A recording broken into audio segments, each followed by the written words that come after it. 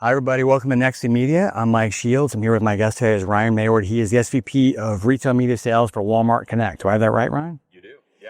Thanks for being here. We're working today, suffering in this tough location. Yeah, in the seagulls. But I'm excited to talk to you. There's a lot going on with you guys in the space. I guess the bigger story, as retail media has kind of blown up in the last few years, the initial focus was on that immediate, amazing attribution of reaching somebody right when they're in a shopping mode. Now everyone's trying to talk about this off-platform strategy. How are you guys kind of approaching that? Yeah, well, our history is definitely rooted in advertising in the Walmart shopping app and Walmart.com through search, display, video. But you're right in that over the last several years, we've been on a journey to reach Walmart customers outside of the shopping environment. And we really started with the Walmart DSP. We launched that several years ago in partnership with the Trade Desk. This was the first opportunity that we had to reach Walmart audiences wherever they were consuming content, and then measure sales outcomes after we expose the ads to them. And that was a great jumping on point for us. In the DSP, we've since expanded into CTV inventory through partnerships with NBC Universal and Disney and Paramount Plus and others. And we've also integrated with a number of the top social platforms, Meta, TikTok, Pinterest. And we've seen great results there as well. Again, like reaching Walmart customers while they're consuming content on social platforms, watching videos and live experiences, and measuring sales outcomes as a result. And so the last, call it 2 years, has been the fastest growing part of our business. So when as you start to, you're reaching people in all these different places, from CTV to social to they're all going to perform differently.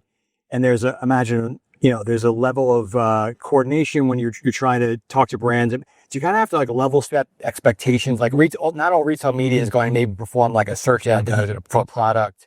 It's about a fuller funnel approach. Yeah, to talk about it is touch points that a brand leverages with Walmart Connect, the more product they're going to sell. The question is, how does each touch point contribute to ultimate sales? And that's where we're really learning. I think things like driving considerations becomes important. Offsite media helps us understand the middle of the customer journey. We're all familiar with awareness and how to measure awareness and why that's important. We're familiar with driving sales outcomes and, say, a search environment and how to do that and how to measure that. But what happens in between those 2 points is something that we can shine a brighter light on by defining what a consideration is, like a ad attributed visit to a product detail page or a brand's brand shop in the Walmart shopping app. These are things that are indicators of future sales and things that are driven very effectively and efficiently by things like CTV and social. So that's one way to think about it, is using new metrics to show the value of these additional sort of offsite touch points. So you're probably talking to a much bigger, when you beat up, where you start out with the retail media budgets and the specialty, now you got everybody involved. Sure, it's more complicated than you think. Absolutely. When you're going to market with CTV, you're working with the big agencies and their media investment teams, as well as the brands and the original shopper marketing folks who got things started to different metrics and numbers and methods. Yeah, that is a challenge, is reconciling the right way to measure every one of these touch points that satisfies what the brand wants, the agency wants, the shopper marketing team in Bentonville wants as well. All right, catch us up. It's still relatively early, and the Vizio acquisition closed last year. Yeah, December. How much can you tell? How is the integration going? How are you working with them? What should we kind of? Yeah, it's going great. We're really excited to have Vizio as part of the Walmart family. It's a great team, and I think we're moving with good pace here. We have 2 betas that are getting off the ground. The first is addressing Walmart audiences on Vizio TVs, and then adding that closed loop attribution. So that's something that just launched as a beta in the last 6 weeks or so. You don't want to go too fast, but just flood that area with Walmart ads before you're doing, kind of know how to work. Yeah, it really is more about making sure we've nailed the technical integration than anything else. Given our history with Disney and NBCU and Paramount and the others, we know how CTV performs. We know what it accomplishes. We did a study with WPP recently, for example, that shows that CTV is very effective at driving a lift in branded searches. So we know where CTV fits into brand strategy. This is really about nailing the technical integration and then preparing to scale and get the entire sales team behind Vizio. The other beta is the home screen. Vizio has a really nice business in packaging up their home screen. Yeah, a very, very effective surface for advertising. And there again, we're going to bring Walmart audiences to the Vizio home screen. And that beta is just getting off the ground in the last week or two.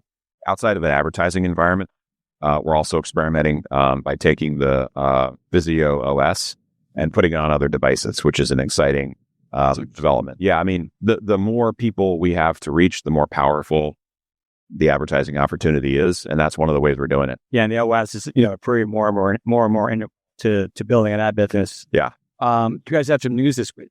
Let's talk about it. Yeah, we have a couple big announcements. One with Omnicom that just happened. We were partnering with their influencer agency called Creo, and I think a couple of the friction points in the burgeoning influencer advertising space are picking the right influencers for a brand and then better understanding attribution. And we're going to help on both fronts. We're really, You don't expect those worlds maybe to come together. That's pretty interesting. Yeah. I don't think you do expect retail media and influencer marketing to necessarily be natural fit, but they're highly complementary. And you can view an influencer as a proxy for a brand's target audience. So the question is, how do you find influencers that reach the audience that a brand wants to reach?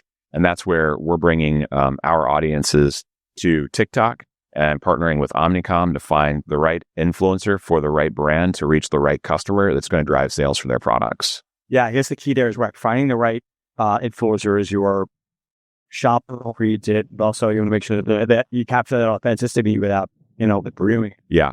And given that we have our customers buying groceries from us weekly, and then on those trips or in between those trips buying apparel, toys, and electronics, like we have a very well-rounded perspective on our customers that comes in very handy when selecting influencers for a brand. So we're starting with TikTok and moving on from there, hopefully in the next few months. So that's exciting. Another big announcement this week is NBC Universal. So we've been partners with NBCU for a couple of years now. And the expansion now is extending our measurement to linear for their live sports. So we've already been identifying Walmart audiences in NBC Sports and targeting them across Peacock and elsewhere. Now we can have live sports, including the linear broadcast, and measure outcomes for brands. So it's a first of its kind partnership for us. We're really excited about it. And so is that going to be, I imagine that's, I could see shoppable television in sports. Is that try to prove, see a linear when the shopping happens and in a later moment? I guess how much is shoppable to push to that for not? It doesn't have to be a part of it. But with things like text to shop and QR codes, we can certainly bring a shoppable element to both CTV and the linear stream or the linear broadcast. What's the latest on shoppable television? That's an area there's a lot of excitement, investment, experimenting. Yeah, still feels pretty early. What's going on with? It is early. That's what I would say is up next with respect to Vizio. We've been getting the PMP off the ground, and now we're focused on home screen. But we're in early stages talking about how do we do shoppable right. I think you really want to nail the customer experience. You don't want to be interruptive. You want to make it a seamless way to interact with the brand. And we're still trying to figure out the best ways to do that. As I said, text to shop and QR codes are a couple of easy starting points. Yeah. Do you feel like it's going to be a remote, it's going to be text, it's going to be voice in terms of the common behavior, or is it still up? I think it's still up in the air. Second screen is going to be a powerful component to shoppable TV. But yeah, I think that there's a lot of experimenting left to do before we nail the customer experience and what works best for brands.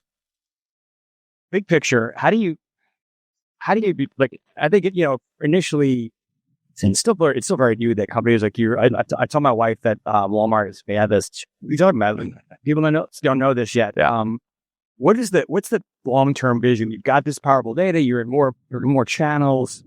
You're becoming a bigger player, going beyond retail media. What's the long-term vision for Walmart Connect from it? Yeah, I think working with all advertisers of all sizes and providing full funnel solutions to them. That's the long-term vision.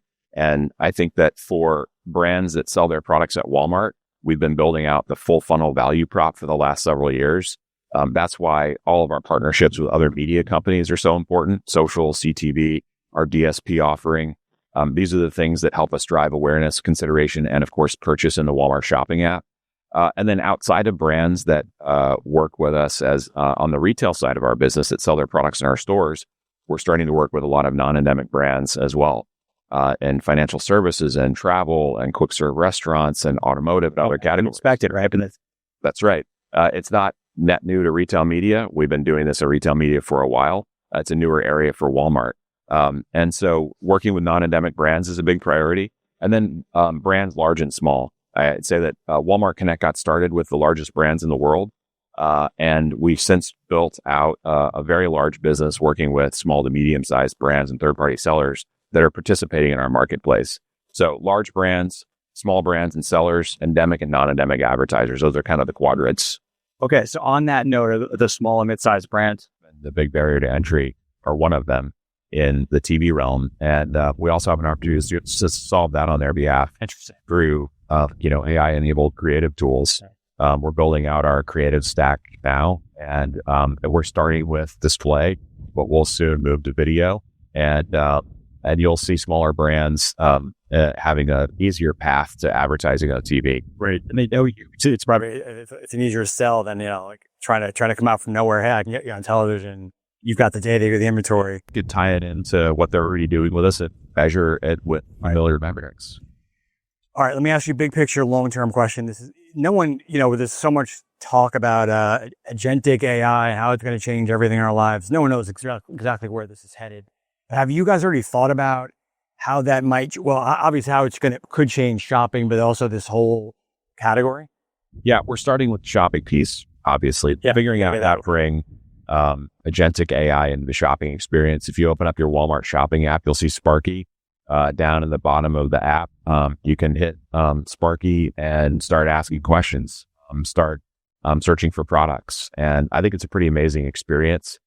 There's no advertising in there. Yeah. It's all product recommendations right now. And that's really first and foremost what we're after is nailing the customer experience, making it an amazing opportunity for them to find exactly what they're looking for as well as drive discovery.